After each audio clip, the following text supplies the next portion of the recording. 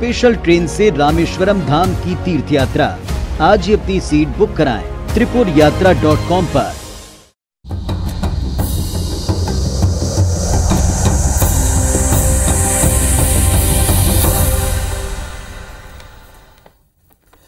नमस्कार, good evening, बहुत स्वागत है आप सबका। आप देख रहे हैं face to face Madhya Pradesh. आप सबका इस कार्यक्रम में बहुत स्वागत करते हैं और आज खास तौर के ऊपर एक ऐसा विषय जो हर किसी से सीधे तौर के ऊपर जुड़ता नजर आता है। सियासत में बयान आना कोई नई बात नहीं है, उस पर विवाद उठना कोई नई बात नहीं। कभी कभी सुर्खियों में बने रहने के लिए तो कभी जनता के बीच में खुद को दबंग और खुश मिजाज अच्छा नेता दिखाने के चक्कर में, कभी भावनाओं में बहकर अक्सर नेता कुछ ऐसा बोल जाते हैं जिससे एक सियासी बखेड़ा खड़ा हो जाए। कुछ नेताओं का यह शगल है कि विवादित बोल बोले और सुर्खियों में बने रहें, एक रिकॉर्ड है उनका। अब यह भी कहने लगे हैं लोग बाग कि सियासत में सब कुछ जायज है, लेकिन तब क्या जब दूसरों को सही मार्ग दिखाने वाले, जीवन कैसे जिएं ये बताने वाले संत पदवी पर बैठे हुए किसी व्यक्तित्व के मुख से ऐसा कुछ निकले जो आप मर्यादा के दायरे से बाहर पाएं और इस पर विवाद खड़ा हो जाए। बागेश्वर धाम सरकार, इनके खुले दरबार की चर्चा आजकल चहुं ओर है। उन्होंने बीते दिनों ब्राह्मणों के ऊपर विवादित टिप्पणी करने वाले पूर्व भाजपाई प्रीतम लोधी के ऊपर जिन शब्दों में अपना गुस्सा प्रकट किया, सार्वजनिक तौर पर वो कई सवाल उठा रहा है। और इस विषय पर चर्चा करने के लिए हमारे साथ में एक बड़ा पैनल जुड़ेगा जिसमें भारतीय जनता पार्टी के, बीजेपी के, साथ साथ कांग्रेस पार्टी के और अन्य धर्म से जुड़ी हुई हस्तियां भी जुड़ने वाली हैं। लेकिन दरअसल ये विवाद क्या है, दरअसल इस पूरे बखेड़े की शुरुआत कहां से हुई, दरअसल अभी तक इसमें किस किस तरह के बयान दोनों पक्षों की तरफ से आए हैं, ये सब आपको दिखा दें एक रिपोर्ट के द्वारा। फिर इनसे जुड़ेंगे और चर्चा करेंगे।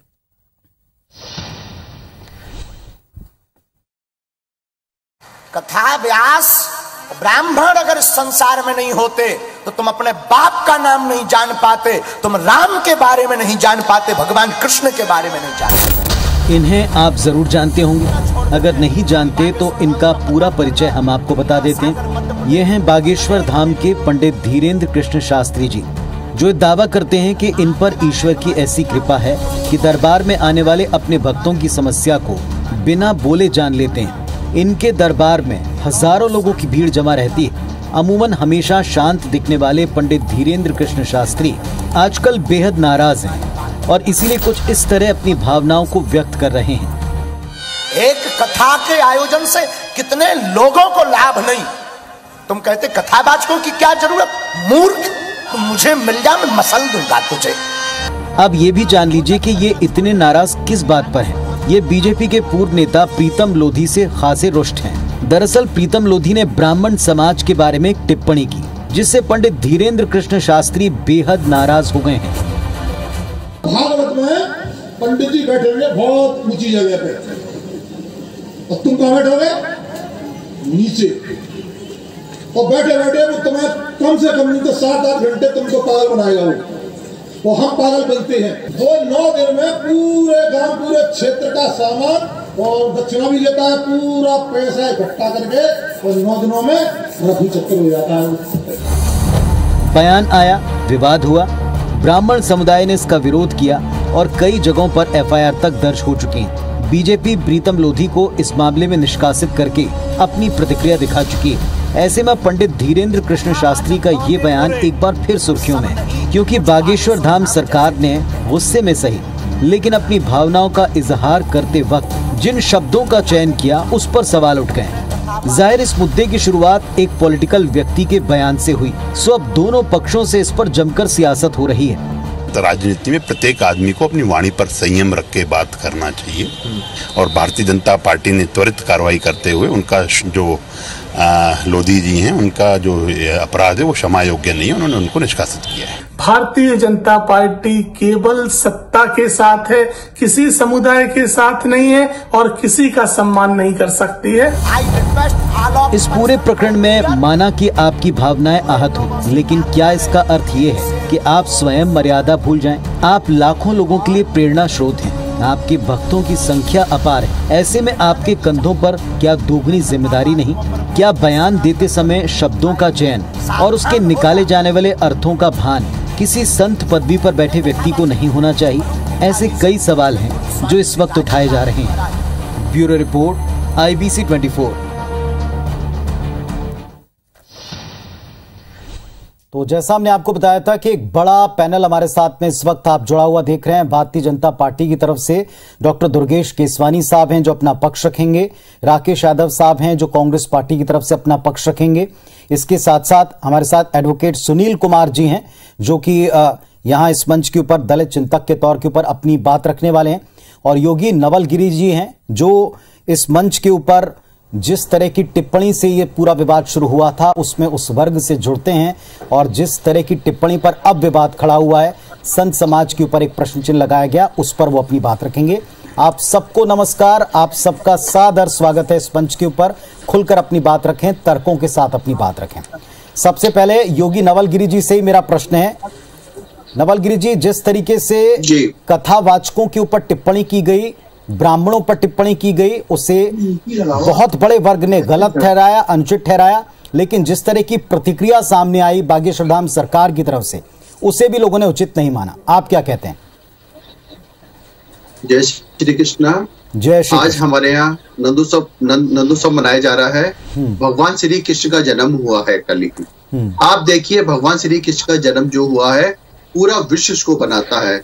भारत में जितने भी ब्राह्मण हैं, विश्व में ब्राह्मण हैं, कथावाचक हैं, यही तो दिशा निर्देश देते हैं, सनातन धर्म को आगे ले जा रहे हैं।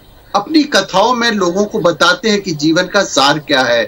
इस तरह की अगर टिप्पणी लोधी जी ने की है तो बहुत ज्यादा हम इसको आघात होती है हमारे हृदय में। ये देखिएगा, अगर हम लोग नहीं बोलेंगे, हम लोग समाज को नई दिशा नहीं देंगे तो कौन देगा? ये मुझे लगता है लोधी जी भी, मुझे लगता है कुछ या तो दिमाग से बेचारे कुछ या तो बीमार है या कुछ परेशान है। अगर जो कुछ संत पे या ब्राह्मणों पे या भागवत चारों पे टिप्पणी करता है तो ये बहुत ज्यादा गलत होता है। देखिए, मैं बार बार कहता हूँ, एक आवाज जरा सी उठने पे सिर कलम हो रहा था। हमारे सनातन धर्म में ये हो क्या रहा है? कोई कुछ भी कह देता है, किसी के बारे में भी कुछ भी कह देता है। अब देखो, हमारी ऐसी सरकार है, अब हम ये लोग नहीं सुनेंगे। अब ये धर्म की सरकार है, इस समय सनातनी सरकार है, सबके सम्मान की सरकार है, सबको साथ लेने की सरकार है। ये सबको अपनी जीवा पे मर्यादा रखनी चाहिए और ऐसे शब्द कहने चाहिए, मन का आपन न खोए, आपन को भी शीतल करे और उनको भी शीतल होए। ऐसे कम से कम हम जिस पद पे बैठे हैं, जिस उस पे बैठे हुए हैं, लोधी जी आपको ही सोचना चाहिए। रही बागेश्वर जी की बात, तो बागेश्वर जी को क्यों नहीं गुस्सा आएगा? आप सोचिए ना, कोई अगर धर्म पे आवाज उठाएगा, कोई अगर ब्राह्मणों पे आवाज उठाएगा, कोई कथावाचकों पे आवाज उठाएगा, तो क्यों नहीं गुस्सा आएगा? भाई, बनी हुई बात है। अगर इस पे भी गुस्सा नहीं आएगा तो काय पे गुस्सा आएगा? आप बताइएगा। सनातन धर्म को बचाने के लिए, मर्यादाओं को रखने के लिए, हमारी बहन बेटियों को कैसे रहना है, घरों की गृहस्थियों को कैसे रहना है, जीवन आगे कैसे व्यतीत करना है, इसके लिए तो साधु समाज आगे आ रहा है, भागवताचार्य आगे आ रहे हैं। हमारे सनातन धर्म की लीलाओं को, कथा में आप देखते हैं कितनी सारी बात बार बार महाराज जी, कि माता योगी नवलगिरी महाराज जी, मैंने अपनी चर्चा की शुरुआत में कहा कि एक बड़े वर्ग को जो प्रीतम लोधी जी ने कहा उस पर गुस्सा भी आया, पार्टी ने उनको बाहर भी कर दिया, उन्होंने अपनी तरफ से क्षमा याचना भी की, उस पर गुस्सा होना भी जायज है। आपने स्वयं अपनी चर्चा में कहा कि हम विश्व को ये बता रहे हैं, आज के दौर में बच्चों को बता रहे हैं कि उन्हें कैसा अपना जीवन आचरण रखना है। ऐसे पद पर बैठे हुए किसी व्यक्ति का आपा खोते हुए तुम्हारे बाप या पिता कौन थे ये हम बताते हैं, या आम सामने आए तो हम मसल देंगे? क्या उस गादी पर बैठकर जहां पर आप इतनी बड़ी महती जिम्मेदारी निभाते हैं, क्या आपको ये शब्द उचित लगते हैं?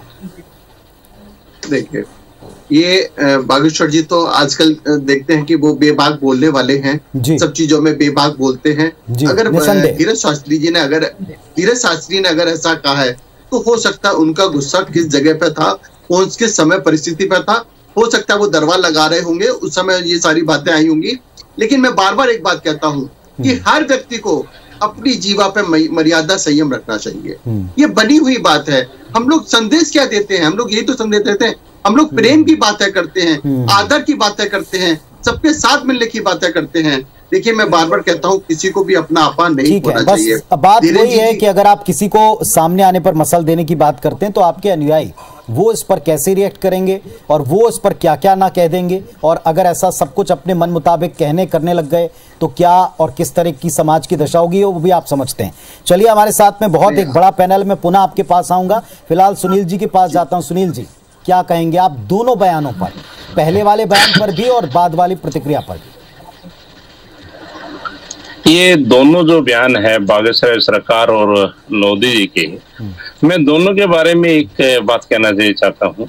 वास्तव में जो हमारा तर्क सिद्धांत था, जो बुद्धा का जो सिद्धांत था, हम तर्कशील की बातें करते थे। अब धीरे धीरे हम तर्क से विहीन हो गए हैं, और तर्क विहीन के अलावा अब हम अपनी जुबान पे भी लगाम नहीं कस पा रहे हैं। और दोनों ने अपनी मर्यादाओं का उल्लंघन करा है। दोनों को जब हम जिस समाज में रह रहे हैं, उस समाज के अंदर सभी को बहुजन सुखाए भोजन हिताय की बात करनी चाहिए। किसी को मसल देना, किसी को वो कर देना, ये एरोगेंसी का प्रतीक है। ये एरोगेंसी भारत के अंदर कभी स्वीकार नहीं रही है। जो भी बंदा एरोगेंट किसी भी पद पर हो, उसे जमीन धरातल पर आना पड़ता है। मेरा ये कहना है कि जो इसके अंदर जो तर्कशील से जो आजकल ये जो जगह जगह कथावाचक होते हैं, जिन्होंने आज के बहुत सारे कथावाचक हो चुके हैं, ये जो मूल जो हमारे सिद्धांत, जो दलित जो हमारा वर्ग है, उनको संविधान को जानना चाहिए, ना कि कथावाचकों को जानना चाहिए। ये संविधान से दूर करने की पूरी प्रक्रिया है। अगर हम संविधान को जानेंगे, जितना संविधान को जानेंगे, हम रोजगार की बात करेंगे, हम काम की बात करेंगे, हम अपनी सेहत की बात करेंगे। और मेरा तो ये मानना है जो कथावाचक का जो काम है, वो वास्तव में उस समय जो चला करता था, जिस टाइम हमारे पास इंस्टीट्यूशन, एजुकेशन एंड इंस्टीट्यूशन नहीं होते थे। अब हम भारत 21वीं सदी से के अंदर चल रहा है, एजुकेशन इंस्टीट्यूशन है, बुद्धा का सिद्धांत है कि तर्कशील में रहना चाहिए, तर्क की बात करनी चाहिए, वैज्ञानिक सोच रखनी चाहिए, और हमें समाज को आगे ले जाने के लिए काम करना चाहिए। जबकि ये दोनों ढंग से मुझे लग रहा है कि ये समाज को आगे ले जाने की बजाय पीछे ले जाने की बातें कर रही हैं। तो मैं इन दोनों की बातों का खंडन करता हूं। मेरा ये विचार है कि हमें समाज को आगे लेके जाना चाहिए, हमें भारत को आगे की तरफ लेके जाना चाहिए, ना कि हमें इन बातों पे अड़ना चाहिए। सुनील जी, ऐसा लगता है कि आप भी कह रहे हैं कि कथावाचकों की शायद आज के दौर में कोई आवश्यकता नहीं, इनकी सुनने की जरूरत नहीं।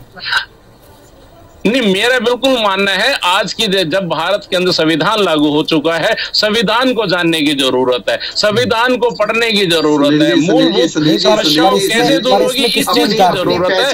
कथावाचकों की आजकल जरूरत नहीं है। कथावाचकों की जरूरत पुराने जमाने में हुआ करती थी, जब देश के अंदर एजुकेशन इंस्टीट्यूशन नहीं हुआ करते थे, तब कथावाचकों की जरूरत होती थी, निर्देशित करते थे। आज के परिप्रेक्ष्य ये वास्तव में भारत को पीछे ले जाने का काम कर रही है। मेरा ये मानना है।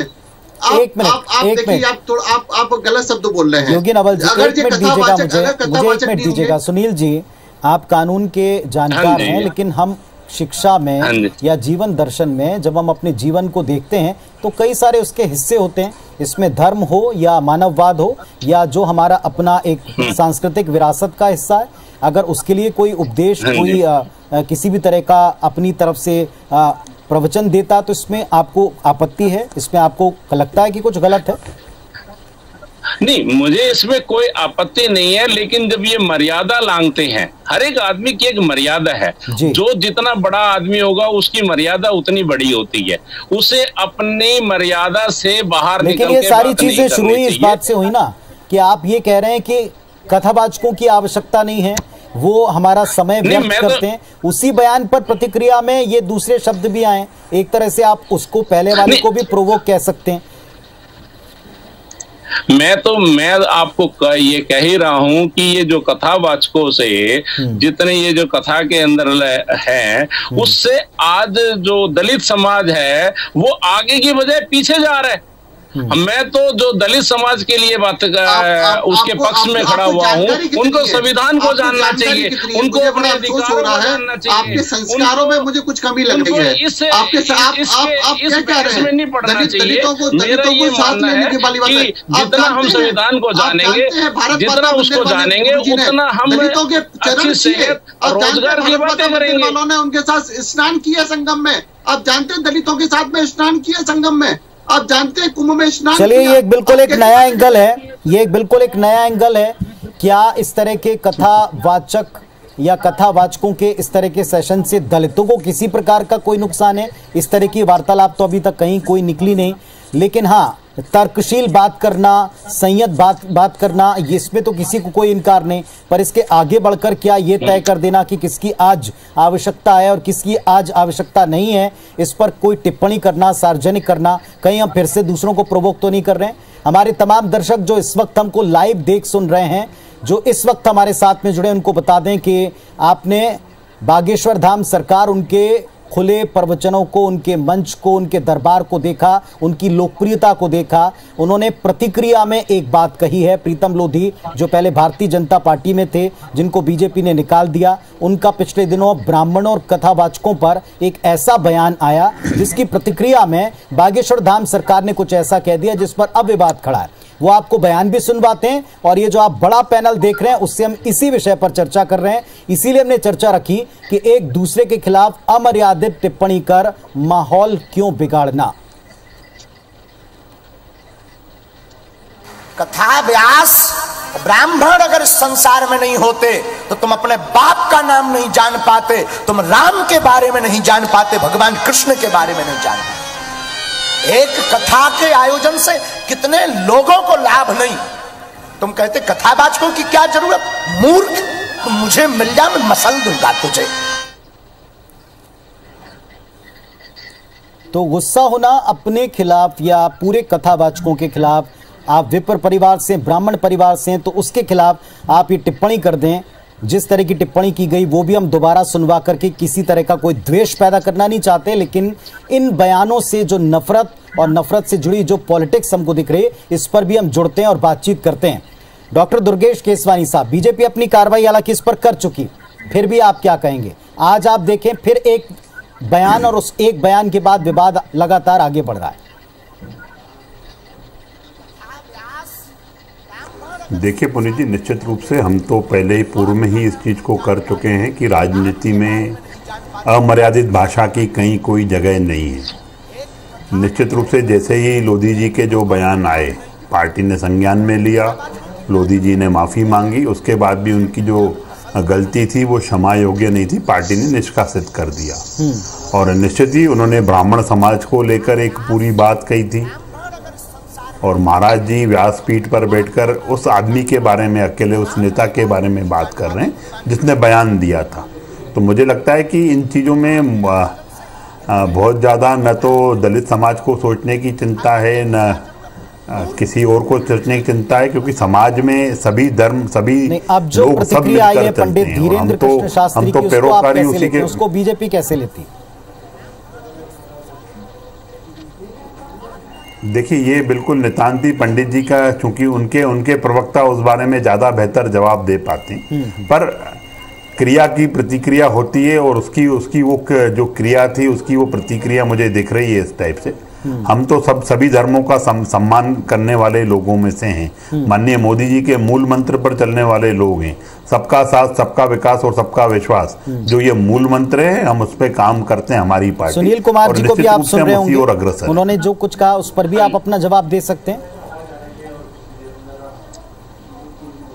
देखिए, सुनील कुमार जी चिंतक हैं। अब वो चिंता को किस दिशा में लेके जा रहे हैं, मुझे लगता है कि जो ये विषय है, हम अगर विषय पे रहें, क्योंकि लोधी जी ने पूरे ब्राह्मण समाज को लेकर टिप्पणी की थी। अब उस टिप्पणी की क्रिया की प्रतिक्रिया महाराज जी दे रहे हैं और महाराज जी का, चूंकि मैं प्रवक्ता नहीं हूं उनका जो उनकी जी तरफ से जो जवाब आएगा, बाकी बहुत सी बातें होती हैं। महाराज जी जो व्यासपीठ पर बैठकर समझाना चाह रहे हैं, वो एक जो उन चीज़ों को लेकर बात कर रहे हैं, वो अपने भक्तों को तारुफ करते हुए बात कर रहे हैं। बाकी रही बात, मुझे लगता है कि इस चीज का असल बात हो जाना चाहिए, जिनके असंख्य भक्त फैले हुए हों पूरे विश्व में, जिनके सुनने वाले हजारों की तादाद में प्रत्यक्ष सामने बैठे हों, उनके इस तरह के आक्रोश को, गुस्से को और शब्दों को वो कैसे लेंगे और उस पर क्या क्या ना रिएक्ट करेंगे। राकेश यादव साहब जो हैं हमारे साथ में जुड़े हुए हैं कांग्रेस पार्टी की तरफ से। राकेश जी, आप भी अपनी बात रखिएगा। ये भी दर्शकों को बता दें, स्वामी दीपांकर जी महाराज हैं कथावाचक, वो भी हमारे साथ में जुड़े हैं। दीपांकर जी नमस्कार, स्वागत है आपका। 1 मिनट दीजिएगा, आपके पास वापस आऊंगा। पहले राकेश यादव साहब अपनी बात आप रख लें। देखिए, जब धर्म पे आधारित राजनीति इस देश में की जाती रही है, उसी से सत्ता हासिल होती है, तो ये जो भारतीय जनता पार्टी के नेता ने बयान दिया है वो अनाक्षित आया हुआ बयान नहीं है, वो सोची समझी रणनीति का बयान है। उसके बाद ये सारी कार्रवाई एक दिखावा है, क्योंकि कोई भी नेता ये बयान देने के पहले बहुत अच्छे से समझता है कि उस पर कार्रवाई होगी, वो गलत बयान दे रहा है। और वो लोधी जी इतने नासमझ नेता नहीं थे, तो निश्चित तौर पे कहीं ना कहीं एक छुपा हुआ एजेंडा रहता है कि वोटों का ध्रुवीकरण कैसे किया जाए, उसको धर्म आधारित राजनीति कैसे बनाया जाए, इस पे पूरी एक प्लान तैयार होता है, उसके अंतर्गत कार्रवाई होती है। आपने देखा होगा कि महात्मा गांधी को लेकर कई टिप्पणियां भारतीय जनता पार्टी के सांसद करते रहते हैं, उन पर कार्रवाई की बात मोदी जी करते हैं, उनकी आत्मा भी दुखती है, लेकिन होता कुछ नहीं है, फिर वो अगली जयंती में वैसे ही करते हैं और उनका अपमान करते हैं।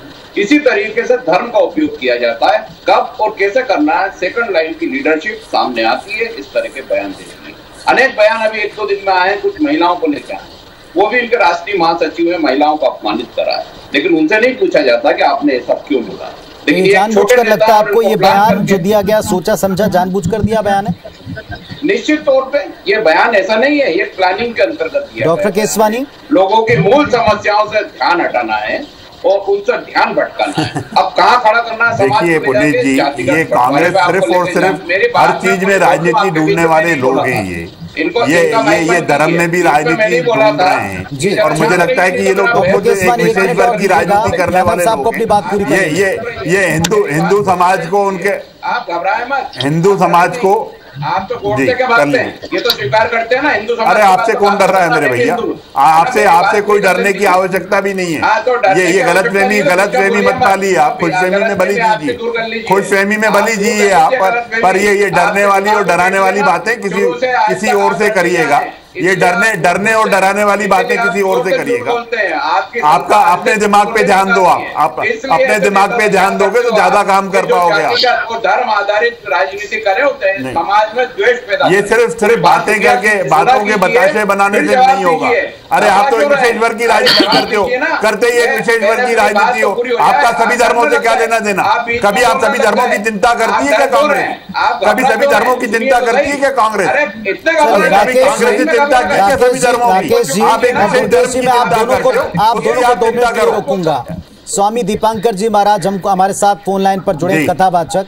दीपांकर जी, जिस तरह की टिप्पणी की गई ब्राह्मणों पर, कथावाचकों पर, उसे किसी ने भी सही नहीं माना, लेकिन इसमें गुस्से में, प्रतिक्रिया में जो कुछ भी बागेश्वर धाम सरकार ने कहा है, कुछ शब्दों पर, कुछ जो चीजों पर भारी आपत्ति उठाई जा रही, क्या कहेंगे आप इस पर?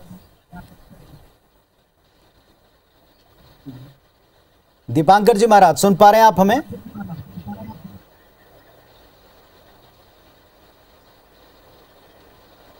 दीपांकर जी महाराज, सुन पा रहे हैं आप हमें? जी, हम आपको सुन पा रहे हैं, आप हमें सुन पा रहे हैं? जी, अब हम आपको सुन पा रहे हैं। बताएं आपकी क्या प्रतिक्रिया है इस पर, पहले वाले बयान और उस पर आई प्रतिक्रिया जो एक महाराज जी की तरफ से आई, जो बागेश्वर धाम सरकार की तरफ से आई, और अब इस पर विवाद है जिसमें वो कह रहे हैं कि ब्राह्मण ना होते तो आपका पिता कौन है ये आप जान ना पाते, रामकृष्ण कौन है आप जान ना पाते, सामने आए तो मैं मसल दूं। देखिए, आप शब्दों पर अपनी प्रतिक्रिया दे सकते हैं जी, मगर हमारा सभी से करबद्ध निवेदन है कि कम से कम शब्दों की मर्यादा, और जितने भी बुद्धिजीवी लोग और जितने भी विद्वान पैनलिस्ट है सभी से ये है कि शब्दों की मर्यादा बनाए रखिए। शब्द आपके थोड़े से भी डिस्ट्रैक्ट होते हैं, थोड़े से भी अपने पथ से भ्रष्ट होते हैं या भटक जाते हैं, आप समझिए कि अर्थ का अनर्थ हो जाता है। और रही बात वर्तमान कथा को कहने की या ब्राह्मणों को कहने की, वर्तमान एक ट्रेंड चल रहा है। कोई हमारे देवी देवताओं के अभद्र पिक्चर डाल देता है, कोई केरल के कालड़ी जहाँ शंकराचार्य पैदा हुए वहाँ बछड़ा काट देता है, कोई बिहार के गांव में 2 माँ बेटी को सताने लगता है। तो अर्थ कहने का कुल मिलाकर के ये है कि वर्तमान ये ट्रेंड चला हुआ है। क्यों हमारे ही देवी देवताओं पर पिक्चरें बन जाती हैं? क्यों महादेव को एक वॉशरूम में खड़ा हुआ दिखा दिया जाता है? क्यों हमारे ही देवी देवताओं के मंदिर में खड़ाऊ पहन करके पिक्चर का एक्टर चल पड़ता है? आप कभी सोचिए कि आपके साथ हो क्या रहा है। उसके बावजूद भी अगर स्वयं से लड़ना ही हम लोगों का मात्र एक मौलिक अधिकार बचा है, तो हमें नहीं लगता कि हम लोगों के पतन से हमें कोई रोक सकता है। वरना लोग, दुनिया एक दूसरे के विरुद्ध होती है, लोग गलत से लड़ते हैं, मगर हम ऐसे पहले शुभचिंतक लोग हैं जो हम आपस में लड़ रहे हैं। आप सोचिए कि यूक्रेन और रूस के युद्ध में यूक्रेन का हर व्यक्ति यूक्रेन के साथ खड़ा है, चाहे भले ही युद्ध सबके विरुद्ध होता है, मगर अपने देश के साथ हर कोई खड़ा होता है। हम पहले ऐसे लोग हैं कि आपस में लड़ रहे हैं, वो भी तब जब पता है कि वर्तमान देश किन परिस्थितियों से गुजर रहा है जी। और किसी भी कथा को कह देना कि टाइम को व्यर्थ करना है या टाइम खराब करना है, तो मुझे लगता है कि भगवान का अनुसरण अगर जो टाइम खराब करना है। सुनील कुमार जी, क्या उत्तर है आपका? देखो, मेरा ये जो तर्कशील बातों की जब वह बातें होती हैं कभी भी समाज में, तो जितने भी कथावाचक हमारे निरुत्तर रह जाते हैं, इनको ये उस बारे में बात नहीं कर पाते। जो भगवान बुद्ध का रास्ता है वो तर्कशील रास्ता है, वो तर्क के बिना ज्ञान अधूरा है। तो मेरा ये मानना है कि अगर तर्कशील बातों पे अगर ये करेंगे तो ज्यादा अच्छा रहेगा, और इसी से ही हमारे समाज का उत्थान भी होगा। नहीं तो आपको इसमें गलत क्या नजर आता है? क्या अतार्किक आपको नजर आता है? कथावाचकों का कथावाचन करना, उनका पुरातन चीजों को संस्कृति में आगे बढ़ाना, क्या आपको उसमें अनुचित नजर आता है? खुल के बोलिए, इसका जवाब इससे ये हम जो ये कथावाचक ये जितने भी हमारे ये हैं, इससे एक हमारे बहुत सारे जो दलित समाज है वो इनके पीछे लगा हुआ है, और उसके कारण जो उनका विकास जो उसको पढ़ाई के अंदर जाना चाहिए, जो वास्तव में संविधान को समझना चाहिए। पर आप संविधान की बात करते हैं, संविधान ने अधिकार उनको दिया है कि वो चाहे जिसको सुने, चाहे जिसका अनुसरण करें। समाज में नहीं अधिकार दिया, लेकिन वे लोग समझ नहीं पा रहे हैं। वे आज भी कथावाचकों ने जो कहा उसको मान लेते हैं, उसमें तर्कशील की बातें का अभाव रहता है। योगी नवलगिरी जी, मेरा ये मानना है कि जी उत्तर दीजिए जरा इनकी बातों का। आप सहमत हैं? देखिए सुनील जी, तार्किकता के पीछे जाना चाहिए, बड़ा दलित वर्ग जो है आप लोगों के पीछे। सुनील जी, मैं आपको बता देता हूँ, जितना सम्मान साधु समाज और ब्राह्मण दलितों का करता है शायद ही कोई करता होगा। आप ये बताइएगा कि भारत माता मंदिर वालों ने कुंभ में दलितों के साथ में स्नान किया, उनके चरण धोए, उनके साथ भोजन कराया। आप जितने भी कुंभ देखते हैं, सारे दलित लोग हमारे साथ बैठ के हम लोग भोजन करते हैं, उनके साथ स्नान करते हैं। आप दलितों की बात क्या कर रहे हैं? दलित इतना पूजनीय हम लोगों ने मान रखा है, इतना साथ में है, भाईचारा, ये सब ना फैलाएं। आप ये बताइए कि दीपांकर जी भी महाराज, आप भी इस पर अपनी बात जरूर रखें जो कहा है सुनील कुमार जी ने। देखिए, मैं एक छोटी सी बात आपसे कहना चाहता हूँ। कथाकार पूरे विश्व को संदेश देता है, सनातन धर्म को आगे ले जाता है, सनातन धर्म जीना सिखाता है, सनातन धर्म भागवताचार एक मिनट नवलगिरी जी, एक मिनट, कैसे जीना चाहिए जी। दीपांकर जी अपनी बात कहें। हम जब स्टडी करते थे तो एक अध्ययन में एक पैराग्राफ आता था। उस पैराग्राफ का सूत्र था कि death will kill you later but your ignorance will kill you much before it. इसका हिंदी में अनुवाद है कि हम लोगों को मृत्यु बाद में मारेगी, नासमझियां पहले मार देती है। हमने जितनी आपसे 2 मिनट की वार्ता कही उसमें अतार्किक था क्या? पहला, और अगर कुछ अतार्किक था नहीं तो आप बोल क्या रहे हैं? मात्र आपके पास रटे रटाए 2-4 उत्तर हैं, और आप वो 2-4 उत्तर से आप किसी को अधिकार दिलाना चाहते हैं तो जाकर के अवेयरनेस कीजिए, जाके गली चौराहे जैसे कथाएं हो रही हैं। सुनील कुमार जी, और अगर जो नहीं कर सकते तो सर आपस में बैठ करके इस तरीके के बहुत हल्के शब्दों का इस्तेमाल इसलिए नहीं करना चाहिए कि आप टीवी डिबेट में बैठे। बिल्कुल, आपसे बार बार पूछा जा सकता है कि इसमें अतार्किक आपको क्या लगता है? सुनील जी। नहीं, मैंने आपको एक चीज कही है कि ये जो जितने भी जो कथावाचक हैं, मैंने ये नहीं कहा कि अतार्किक है। ये जो इसके अंदर जो तर्कशील जो बातें आती हैं, जहाँ पे तर्क की बात आती है, जहाँ विज्ञान की बात आती है, जहाँ समाज को आज 21वीं सदी में ले जाने की बात आती है, जहाँ भारत को उत्थान की बात आती है, वहाँ पे हम अपने आप को। चलिए, एक छोटे से ब्रेक के बाद में इस पूरे विवाद और इस पूरे विवाद का पटाक्षेप किस तरह से आप करना चाहेंगे, जरा इस पर भी बात कर लेंगे। ब्राह्मणों को लेकर जो बयान की शुरुआत हुई थी, इस पर प्रतिक्रिया अब जिस अंदाज में आई, इस पर भी एक बहस छिड़ गई है। हमारे साथ में एक पूरा बड़ा पैनल आप देख पा रहे हैं। मैं कांग्रेस पार्टी की तरफ से राकेश यादव साहब, आपने सुना सुनील कुमार जी को भी एक तर्क की बात भी चली, एक बड़ा प्रश्न चिन्ह कथावाचकों पर लगाया जा रहा है। कांग्रेस पार्टी इस पर क्या सोचती है, क्योंकि सारा वहीं से, उसी बयान से सारा का सारा बखेड़ा शुरू हुआ है। देखिए, जो पूरा यह मसला शुरू हुआ है वो भारतीय जनता पार्टी के नेता ने सुनियोजित षड्यंत्र के अंतर्गत किया। इस तरह के बयान देना ये साबित करता है कि कहीं ना कहीं आपको समाज में जातिगत और धर्म के आधार पर भेदभाव पैदा करना है। अब उसकी प्रतिक्रिया आना, किन शब्दों का उपयोग हुआ, ये चर्चा का विषय हो सकता है, लेकिन शुरुआत किसने की? क्या सिर्फ निलंबन करना या एक एफआईआर होना इतना ही काफी है? क्या ये पहली बार हुआ है? एक तर्क रखा गया, यादव साहब, एक तर्क रखा गया कि हम देख रहे हैं कि एक सॉफ्ट धर्म जो सबको साथ लेकर चलने की बात करता रहा हो, उसके साथ में हर तरह से खिलवाड़ भी होता है, उसके बारे में कुछ भी कह दिया जाता है। जब आप उस पर तीखी प्रतिक्रिया कर दो तो शब्दों को पकड़कर उस पर विवाद खड़ा किया जाता है। अब यहां पर भी तर्कों के द्वारा कहा जा रहा है कि साहब आवश्यकता कथावाचकों की क्या है, इस पर कांग्रेस पार्टी की सोच क्या है? देखिए, बहुत साफ सोच है कि धर्म और राजनीति दोनों अलग क्षेत्र हैं। धर्म आस्था का विषय है, धर्म सम्मान का विषय है, धर्म व्यक्तिगत विषय है, लेकिन उसको राजनीतिक रूप से उपयोग करना और उसके बाद उसको धर्म को मोड़ना जातिगत रूप से, यह अपने आप में एक जघन्य अपराध है। इस तरह का काम वही नेता करते हैं जो ये बहुत अच्छे से समझते हैं कि किस तरीके से हमारी बातों का उपयोग किया जाएगा, कैसे समाज आक्रोशित होंगे, फिर कैसे उन धर्म गुरुओं से अपने मन की बात कहलाना, और फिर दलित नेताओं का, अन्य नेताओं का। चलिए, पुनः वही बात आप कह रहे हैं दुर्गेश जी, आप इसका उत्तर आप दे सकते हैं। बातें ऐसी कहलवाई जाएं जिससे विवाद खड़े हो जाएं।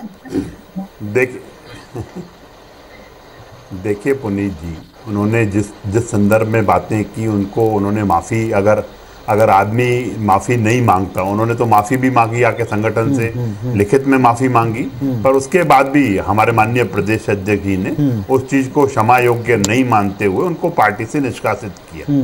जो सजा, ये क्या है कि कांग्रेस में कभी कार्रवाई इस टाइप की होती नहीं है। इनके नेताओं के जो उल्टल बयान होते हैं, नवलगिरी जी, आपको लगता है लिखित में माफी मांगे इसके बाद आज भी इन्हीं बयानों के इर्द गिर्द जो ये इनके कांग्रेस के प्रवक्ता साथी हैं, वो भी इन्हीं बयानों के इर्द गिर्द आते हैं। और ये टुकड़ा टुकड़ा गैंग के समर्थक लोग हैं। इनको हिंदू धर्म और इन सब चीजों से कभी इसलिए ये उसके बीच में बात नहीं कर पाते। ये टुकड़ा टुकड़ा गैंग के समर्थक लोग हैं।